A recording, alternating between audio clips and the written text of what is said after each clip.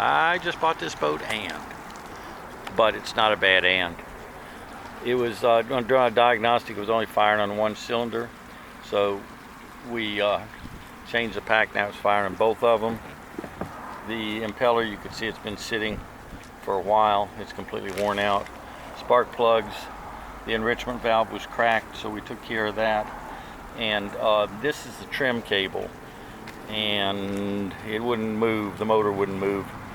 And I guess they knew about that before, the old owner, because they tried everywhere in the world to fix that. But it was a really lucky thing that we just happened to have another cable, so now you can move the motor up and down, and that's replaced where it's supposed to be. As I told the owner, the mark's now where it's supposed to be. It's not sitting on the roller.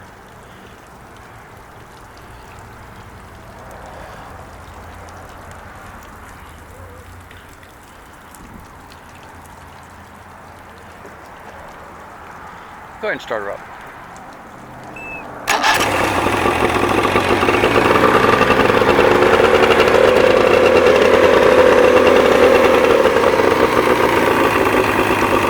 Only thing that concerns us, it sounds like it's running, but we had already anticipated building the carburetors.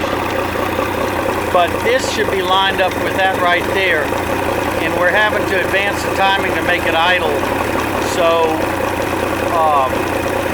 we got a carburetor issue still, so we're going to go ahead and do what we thought.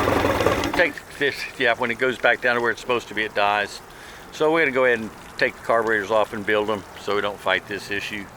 But everything else is looking good.